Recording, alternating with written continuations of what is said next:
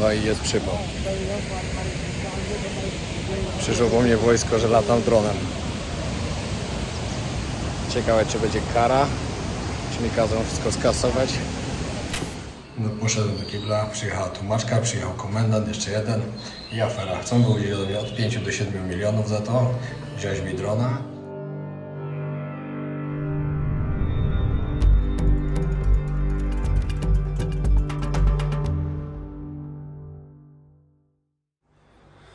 Siema, siema. Powiem wam, że mam kryzys, naprawdę. Mam mocny kryzys, żeby jechać dalej. Zostało mi oczywiście jeszcze tylko tydzień czasu i tak naprawdę tylko 2 miejsca do zobaczenia, takie, które chcę zobaczyć, czyli wodospad, największy wodospad, który jest przy granicy z Chinami, na który może dzisiaj albo jutro dojadę, jutro rano. Ale już mi się tak nie chce. Wczoraj naprawdę wyjechałem po tej wycieczce. Nie wiem, ile zrobiłem. Z 70 km może. Bardzo mało. Ale no po prostu mi się już dalej nie chciało jechać. Nie wiem, czy już po 3 tygodniach mam przemęczenie lekkie organizmu, czy co się dzieje, ale już teraz walczę ze sobą. Może też dlatego, że przez ostatni tydzień nie było pogody fajnej. To też mnie trochę zmęczyło. Ale nie wiem, co się dzieje.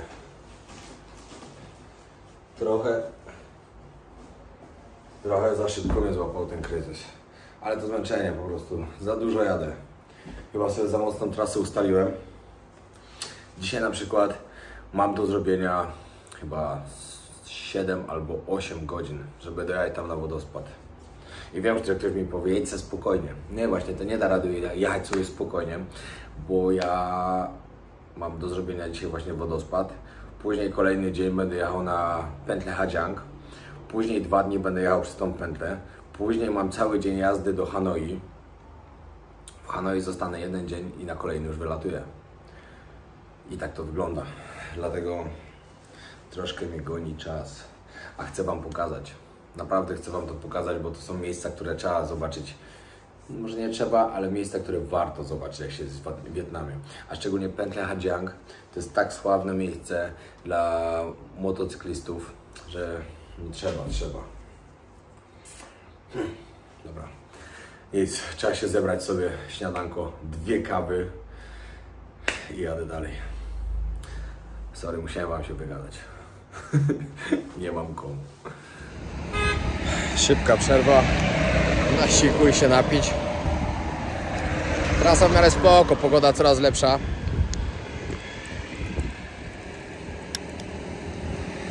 Także jakoś leci. Ale pokazuje mi do miejsca, do którego jadę, że miałem jak startowałem 360 km i 8 godzin jazdy, czy 7,5, ale do tego dochodzą właśnie przerwy na obiady, przerwy na kawy i tak dalej, no i 9 godzin pewnie jak nic. Także nie wiem, czy dzisiaj dojadę tam, ale to i tak, wiecie, wieczorem jechać na wodospad totalnie bez sensu, a w ogóle sprawdziłem i tam już, gdzie jest ten wodospad, bo to jest na samej granicy z Chinami, już się przesuwa czas godzinę do przodu. Także byłbym jakoś na 18:30 według planu, ale tam już na miejscu 19:30 plus przerwy to by była 21, w ogóle totalnie bez sensu. Z godziny od tego miejsca znajdę miasto, zatrzymam się do spania i jutro rano tam dojadę. Jedzie się ok, no nie ma na razie co narzekać. Kupiłem słuchawki, bo już złamałem 4 pary słuchawek, już złamałem wejścia, po prostu jak ruszałem kierownicą. Długa historia. Oglądam sobie o Indiach i sobie jadę. Znaczy słucham bardziej, nie oglądam, słucham.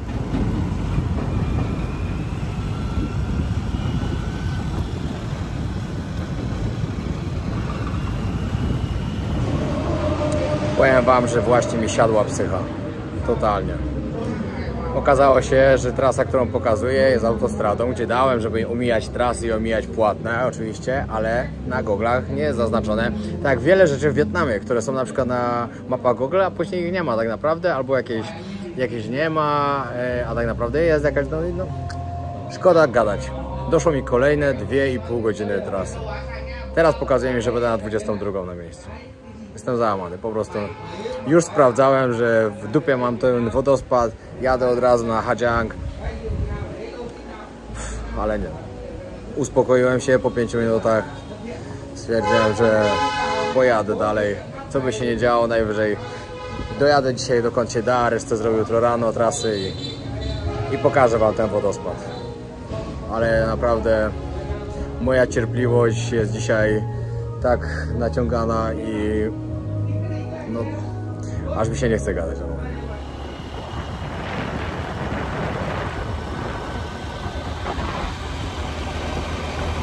Dotarłem do jakiegoś miasteczka, nawet nie wiem gdzie.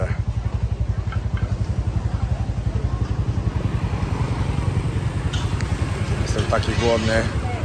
Jest 15:30, a jadę ostatni raz o 10:00. Jakiegoś kurczaka znalazłem nareszcie. Powiem wam, że nie nas... O, jak sobie ostrze. Straszny mam problem tutaj z jedzeniem w Wietnamie. Hit. Dotarłem do pokoju. To w ogóle co dzisiaj przeżyłem, to mniejsza z tym. Siadłem na łóżko. Jem się złamało. Ale to w ogóle, że dotarłem do hotelu, to jest cud. 300 km zrobiłem dzisiaj. Jechałem ostatnią godzinę po ciemku. Sam las, góry. Miałem dość.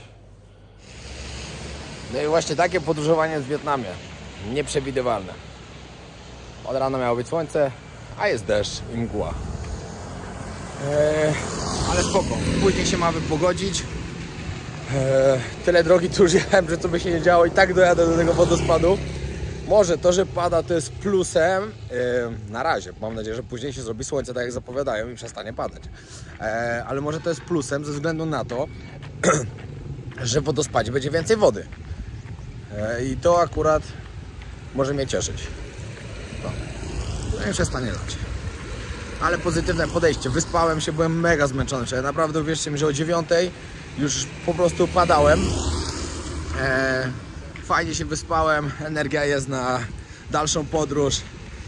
Fajnie mnie zmotywowała wczoraj Ala, już miałem naprawdę tego dość. No, ona powiedziała, jeszcze tydzień dasz radę. No i za tydzień się widzimy. Kto jak nie ty. No i właśnie, dam radę, jeszcze tydzień. Idę teraz na śniadanko jakieś. Zjeść, kawka, później trening. Coś sobie pooglądam i miejmy nadzieję, że później będzie lepiej. Pozytywne podejście, pamiętajcie, co by się nie działo. No, a jestem na takiej wsi, gdzie wszędzie dookoła wystają te góry. Idę szukać śniadanka. Cały czas jadę takim pięknym rejonem. Wszędzie wystają te góry. Zarąbiste to jest. Nie mogę kręcić jak jadę, tylko musiałem się zatrzymać, bo no, droga jest jaka jest, ale rejon tutaj jest przepiękny, się miło jedzie. No, ja mam jeszcze 45 minut. No i dotarłem, po 2 dniach dotarłem do wodospadu Ban Giok, czyli największego wodospadu w Wietnamie. Zaraz wam go pokażę, tylko chcę wam pokazać coś jeszcze jednego. Jak blisko jestem tutaj już Chin. Można powiedzieć na wyciągnięcie ręki. Bo tutaj za rzeką już jest terytorium Chin.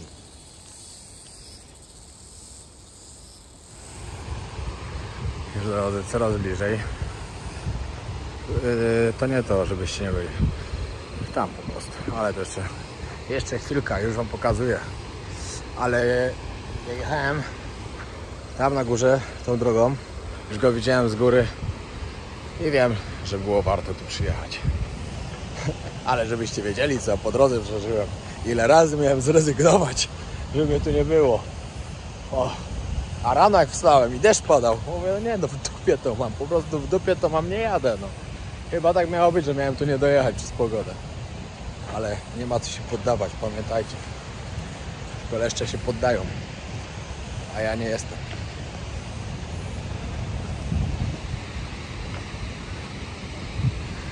Nie no, zajebiste.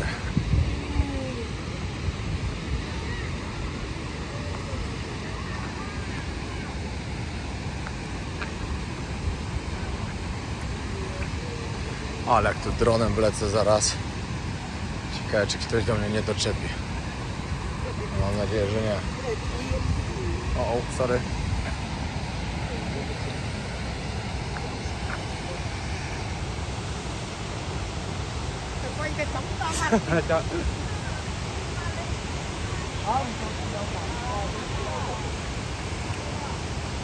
No było warto.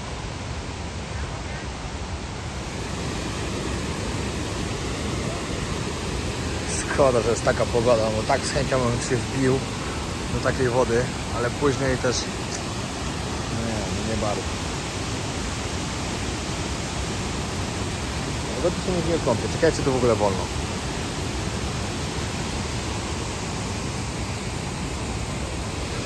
Co wy na to? Napiszcie w komentarzach, jak wam się tu podoba. To dla mnie petarda.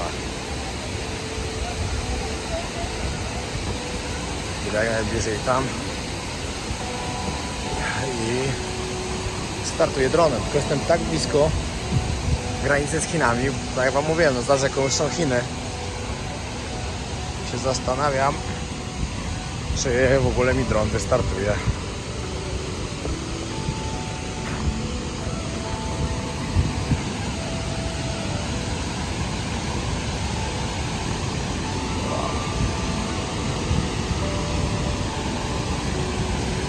Jestem normalnie zachwycony. Wiadomo, że jeszcze lepszy wodospad widziałem w Brazylii, jak byłem na granicy brazylijsko-argentyńskiej. Co połowa leży po stronie Argentyny, połowa Brazylii. Jak oglądaliście moją serię z Brazylii, to mogliście zobaczyć. No ale ten też piękny, cud natury po prostu.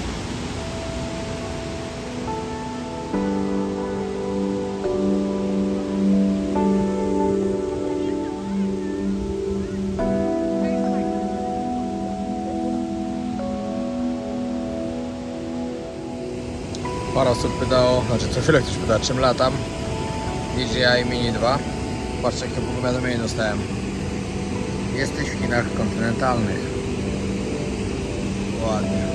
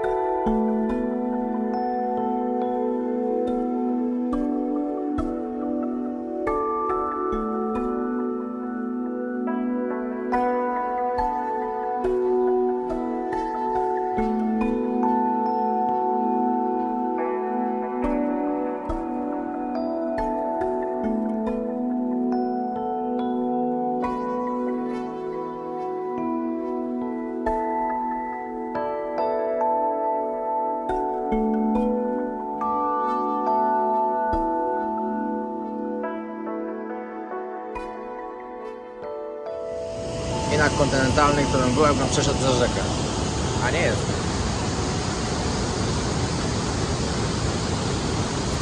Zachwycające. Naprawdę było warto tutaj przyjechać.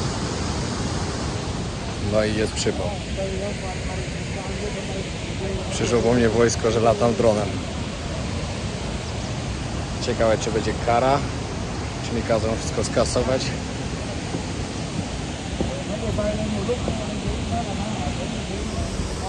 Mam właśnie za nim iść. No, poszedłem do kibla, przyjechała tłumaczka, przyjechał komendant, jeszcze jeden i afera. Chcą wyłudzić ode mnie od 5 do 7 milionów za to, wziąć mi drona. No, ja powiedziałem, że nie mam takich pieniędzy, drona nie dam, bo oszczędzałem na niego bardzo długo. Jest lekki problem. I jeszcze nie mówią, że teraz dzwonią do ambasady. A dobrze wiadomo, że ambasada jest zamknięta, bo jest niedziela. na patencie wszystko i to mocne. W końcu i tak wezmą ode mnie jakieś pieniądze, tylko nie wiem jakie. Powiedziałem, że mogę dać 1 milion, bo więcej nie mam, czyli niecałe 200 zł. No ale zobaczymy. Zaraz wam opowiem, co się odwaliło. To, że powinienem zacząć grać w filmach, że jestem aktorem najlepszym chyba na świecie, to jest po prostu... Kara za to, co zrobiłem, wynosi tutaj 20 milionów. 20 milionów policzę sobie, no jakieś 3600. I oczywiście konfiskata drona. Mi zaproponowali 5 i konfiskatę drona. Mam drona, nie zapłaciłem nic, jadę dalej w trasę. Jeszcze nalali mi herbaty, dali śliwkę, pogadali ze mną. Jestem z siebie dumny. Ale dlatego publikuję ten film po wyjeździe z Wietnamu, żeby nie mieć problemów po prostu, bo to jest komunistyczny kraj i mogliby mnie jeszcze gdzieś dorwać albo na lotnisku. Także no, zrobiłem dobrą robotę. Dobra, teraz na spokojnie mogę wytłumaczyć, co się wydarzyło przy wodospadzie. Zacznę od początku.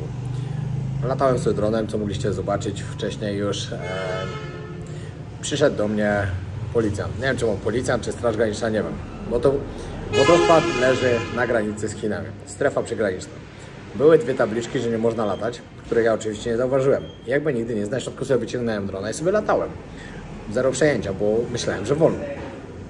Przyszedł, wziął mnie na motorek i jedziemy na komisariat. Na komisariacie oczywiście czekamy na jakiegoś komendanta. Przyjeżdża, zaczyna krzyczeć oczywiście, wiecie, na huki mnie próbuje wziąć, jakby mnie to w ogóle interesowało. Straszy mnie, że mnie aresztują, że na komisariat do takiego głównego miasta pojadę, że do ambasady zadzwonią, że 4 razy przekroczyłem przestrzeń powietrzną z Chinami, że to Chiny zadzwoniły, żeby zgłosić, że latam nielegalnie, że w ogóle w tym miejscu jest totalny zakaz latania, o czym nie wiedziałem, podkreślam. I tak dalej, i tak dalej. Zaraz przyjeżdża następny gościu, następny policjant i znowu z tłumaczką, że mam problem, że złamałem prawo i tak dalej, że za to są bardzo duże kary, że muszą mi zabrać drona. I oczywiście moja gra aktorska, która jest na bardzo wysokim poziomie, myślę, że jest mistrzowska, można powiedzieć, można powiedzieć. Wiadomo, udaję ofiarę. Ja nie wiedziałem, ja przejechałem cały Wietnam, już jadę od Ho Chi Minh, zostały mi ostatnie dwa miejsca. Ja nie mam pieniędzy, żeby zapłacić karę, bo oni powiedzieli, że muszę zapłacić 5 do 7 milionów dongów, czyli to jest jakieś 5 milionów, to będzie jakieś, no przypuśćmy, dobra, między 450 a 600 zł bym musiał zapłacić. I wezmą mi drona, bo złamałem prawo, oni muszą spisać cały protokół, zabrać mnie na komisariat, zgłosić do ambasady, że ja popełniłem przestępstwo i tak dalej, i tak dalej. I wtedy się włączyła gra, to udajemy ofiarę oczywiście, że ja nie wiedziałem, że ja na tego drona bardzo długo pracowałem, że ja nie mogę im go oddać, że ja nie mam pieniędzy, że ja mam przy sobie tylko 1 milion, ale to jest na resztę mojej podróży, że został mi jeszcze tydzień w Wietnamie, później już wylatuję, że mi bardzo przykro, że ja mogę skasować wszystkie filmy, a oczywiście wcześniej, główka pracuje, zrzuciłem wszystko na drugi telefon, plus jeszcze wysłałem wszystko do Alicji. Wiadomo. Pamiętajcie, trzeba kombinować, jak się tylko da. Nie po to robiłem materiał, żeby go kasować. No wiecie, i palę frana, ona mówi, że nie ma takiej możliwości, że skoro nie chcę zapłacić i nie chcę oddać drona, no to muszą mnie aresztować, że będę aresztowany, że ambasada będzie musiała mnie wyciągać stamtąd i tak dalej, że dzwonił do ambasady. Aha, jeszcze najlepsze tak, oni mówią tak, albo płacisz, bierzemy drona, albo dzwoń do ambasady, że ambasada cię ratowała. A dobrze wiedzieli, że jest niedziela i ambasada jest zamknięta oczywiście. No i ja, wiecie, dzwonię tam do chłopaka z Polski, że mi wysłał numer do ambasady i przy nich oni to wszystko widzą, że ja muszę tam zadzwonić, że muszę się ratować. Wiecie, no gra aktorska po prostu na poziomie mistrz, nie? I w końcu, wiecie, jeden już zaczął mięknąć i mówi, dobra, siądź sobie tutaj, polał mi herbaty, dał mi tam śliwkę, że on sobie zjadł, opowiada mi coś tam i tak dalej, i tak dalej. Drugi przyszedł, ten co przyjechał drugi i dalej gra groźnego, że muszę płacić, a jak nie, to do więzienia, a czy to na dołek, czy gdzieś tam. A ja mówię, dobra, czy mogę iść do toalety i tak dalej, wiecie, gra udaje załamanego. Oczywiście zadały skarpetki, spodnie brudne, koszulka brudna, bo od 3 dni w ogóle, znaczy mam czysta, ale ogólnie, że brudna, bo dopiero jutro będzie pralnia. I wiecie, i czy mogę iść do toalety, poszedłem do toalety, tam sobie coś nagrałem oczywiście, bo drugiego telefonu w ogóle przy nich nie wyciągałem, żeby nie widzieli, że mam 2 telefony, na które zrzuciłem materiał oczywiście wcześniej.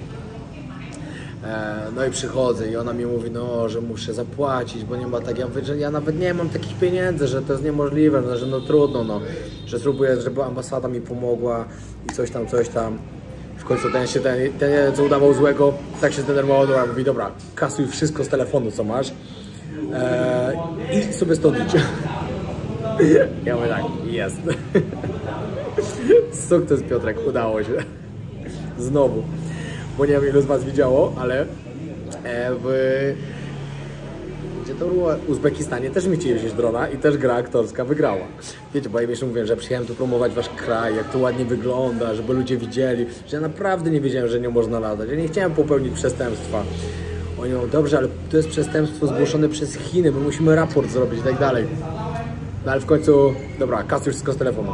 Usunąłem z drona najpierw wszystko. Aha, jeszcze mi chcieli wziąć kartę z drona. Ja mówię, nie mogę wam dać mojej karty z drona, mam cały Wietnam tam nagrany. I dalej gram ofiarę oczywiście. Ja to po prostu aż sam z siebie jestem dumny. Jak mi to wyszło. Dobra, skasowałem wszystko z karty z drona, on mówi, teraz z telefonu.